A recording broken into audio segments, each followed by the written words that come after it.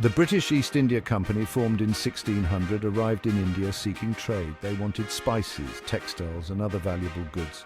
Initially, they operated as traders, establishing factories and negotiating with local rulers. However, the company's ambitions grew.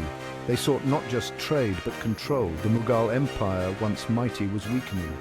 This presented an opportunity for the East India Company. Through a combination of shrewd diplomacy, military might, and exploitation of internal divisions, they began to assert their dominance. The Battle of Plassey in 1757 marked a turning point. The company's victory paved the way for their transformation from merchants to rulers. The East India Company gradually gained control over vast swathes of India. They established a system of administration, collecting taxes, and enforcing their laws. This marked the beginning of British colonial rule in India, a period that would have profound and lasting consequences for both nations. With their newfound power, the East India Company wasted no time in exploiting India for their own economic gain. They established monopolies over key industries, ensuring that India's resources flowed directly to Britain. One of their primary targets was India's lucrative textile industry. Indian textiles, renowned for their quality and craftsmanship, were highly sought after in Europe. The East India Company, however, wanted to eliminate competition and secure this market for themselves. They imposed heavy taxes and restrictions on Indian weavers, making it difficult for them to compete with British-made goods. The company also used its control over raw materials to their advantage. India was a major producer of cotton, a key ingredient in textile production. The East India Company forced Indian farmers to grow cotton instead of food crops, ensuring a steady supply of raw materials for their mills back in Britain. The British East India Company's policies had a devastating impact on India's once thriving textile industry. Indian weavers, unable to compete with the flood of cheap, machine-made textiles from Britain, were driven out of business. Many were forced into poverty, their skills and livelihoods destroyed. Towns and cities, once bustling centers of textile production, were reduced to ghost towns. The once proud weavers, their looms silent, were left with no choice but to seek alternative means of survival. Many were forced to become agricultural laborers, working on land they once owned, now controlled by British landlords. The destruction of India's textile industry was not an unintended consequence of British policies. It was a deliberate strategy designed to cripple India's economy and enrich Britain. By flooding India with their own manufactured goods, the British turned India from a leading exporter of textiles into a captive market for their own products. Section 5. Taxation without representation. The burden on Indians. The East India Company's rule in India was characterized by a system of oppressive taxation. Indians were subjected to heavy taxes on land, salt, and other essential commodities. These taxes were often arbitrary and exorbitant, leaving farmers and peasants struggling to survive. The salt tax, in particular, was deeply unpopular.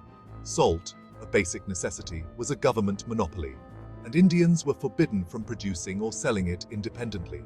This forced them to buy it at exorbitant prices from the British, adding to their already heavy financial burden. The British argued that these taxes were necessary to fund the administration of India and maintain law and order.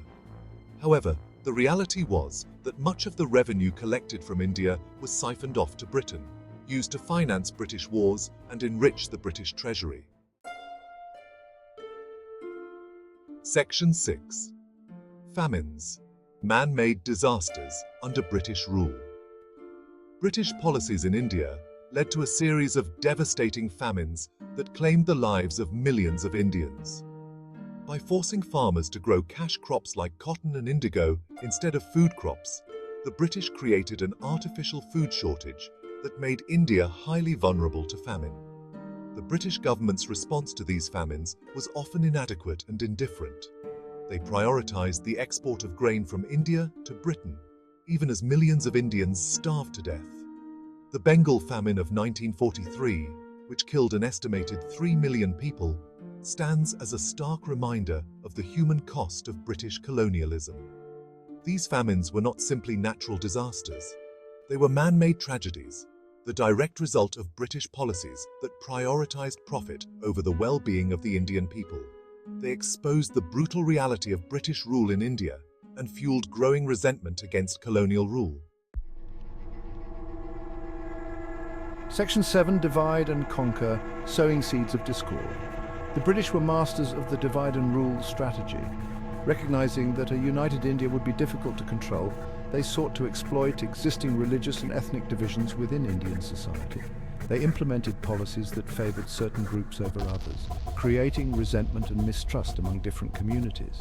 One of the key divisions the British exploited was that between Hindus and Muslims. They often portrayed themselves as neutral arbiters between these two communities, while simultaneously implementing policies that favored one group over the other. This created a climate of suspicion and hostility, making it easier for the British to maintain control. The British also exploited the caste system, a hierarchical social structure that has existed in India for centuries.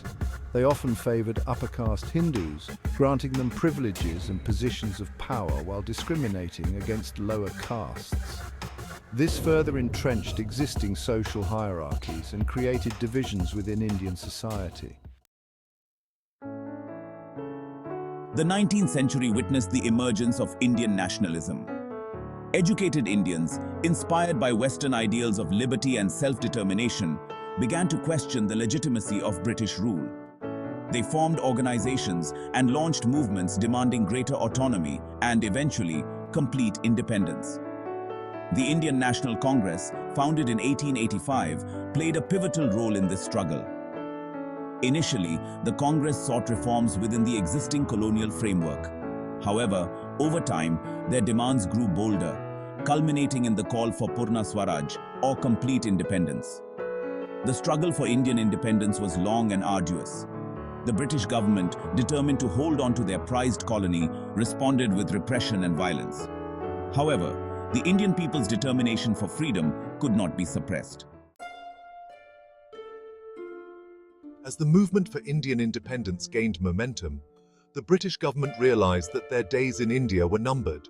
However, they were determined to leave behind a legacy that would continue to serve their interests.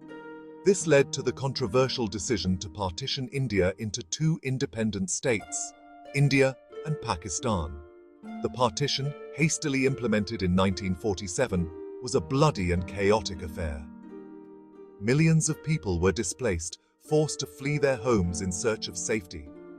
Hindus, Muslims, and Sikhs turned on each other, fueled by religious hatred and fear. The violence that accompanied partition left an indelible scar on the subcontinent. The partition of India was a tragedy that could have been avoided.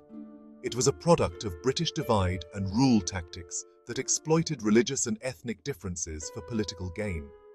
The legacy of partition continues to cast a long shadow over the region, shaping the political and social landscape of India, Pakistan, and Bangladesh. The story of British rule in India is a complex and often uncomfortable one. It is a story of exploitation, division, and broken promises. However, it is also a story of resilience, resistance, and the enduring spirit of the Indian people. Understanding the past is essential for shaping a better future. By acknowledging the injustices of colonialism and learning from the mistakes of the past, we can work towards a more just and equitable world. The story of British rule in India serves as a cautionary tale, reminding us of the dangers of greed, prejudice, and the abuse of power. As we move forward, let us remember the sacrifices of those who fought for India's freedom and strive to build a world where all people are treated with dignity and respect. The story of India's struggle for independence is a testament to the human spirit's ability to overcome even the most formidable obstacles, and a beacon of hope for oppressed people everywhere.